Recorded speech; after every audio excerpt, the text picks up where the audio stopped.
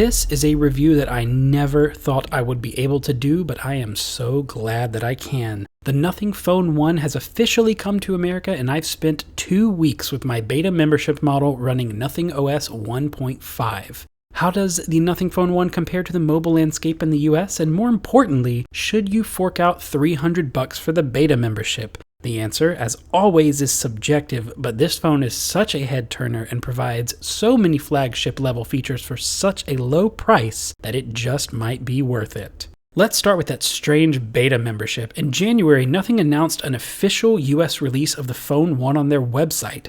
Here's the deal. Pay them $299 and you get the phone and a chance to use and test Nothing OS 1.5, which is their version of Android 13, early. You also get a stupid NFT that nobody should care about. That's just the way it is. In Nothing's official FAQ, they also mention that you'll get emails from them on how to get your NFT and instructions how to get in the Android 13 beta, but it's 2 weeks and none of that has materialized in my inbox. But that brings me to this point. I want to make one thing very clear. This phone is for those who want something new and different. If you need a dependable daily driver with a US warranty and technical support, this phone is not for you. But if you're willing to stray from the norm and take a risk, this is one of the best deals in smartphones right now. So let's get right down to it. After you unbox the phone, the first thing you're met with is the raison d'etre of the Phone 1, the Glyph interface. And yes, it does look just as cool and far more blinding than pictures or videos can do it justice. Get a notification in a dark room and it looks like a thunderstorm is happening. Those LEDs are bright and are an awesome standout that goes beyond looks and actually provides practical usage. Number 1, notifications. When you get one, the Glyph interface lights up. Same goes for phone calls. When you flip the phone over, or as Nothing calls it, flip to Glyph, the phone goes silent and the interface does all the notifying without any extra sounds. Number 2, charging. Plug in your phone and you've got a battery meter right on the back of the device. Wireless charging also gives you this cool animation. And speaking of wireless charging, reverse wireless charging is also here, and you can charge your Nothing Ear 1s or your AirPods Pro as seen here. Number 3, Google Assistant. Say those magic keywords and you get a light show that reacts to your voice as you speak. Number 4, photography. This one's pretty simple. Take a picture or video and have the Glyph interface act as a fill light. Now, let's talk about what makes this a beta device.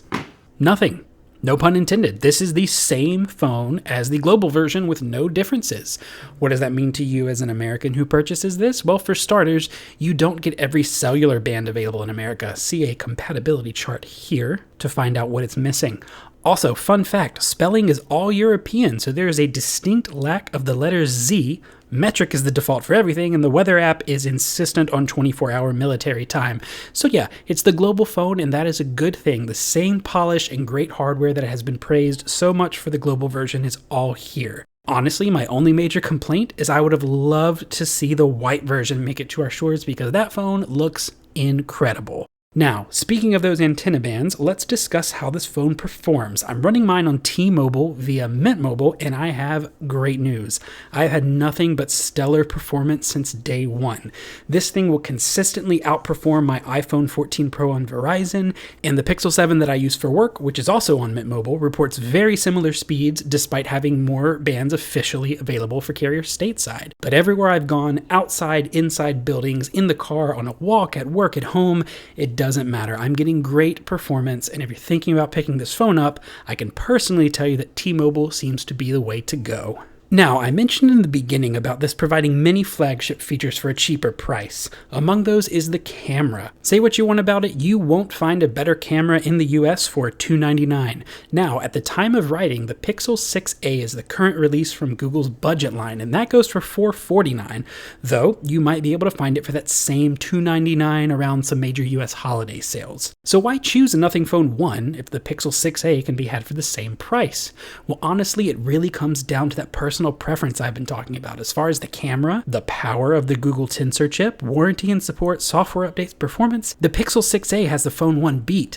But come on, if you are thinking about buying a Nothing Phone 1, I don't think a Pixel or an iPhone is really in the cards anyway. You're looking for something new, something different, and that's exactly what the Nothing Phone 1 offers. It's refreshing to see something so radically different and something that knows its brand and knows its image, especially from a design perspective. So where does that leave us in recommending the Nothing Phone 1 beta membership? If you're an Android enthusiast looking to take a risk for something different that will be an excellent daily driver and that won't break the bank, I honestly can't recommend this enough. It is a great second phone for work, it's a great primary line, and it's just a fun product to interact with and use.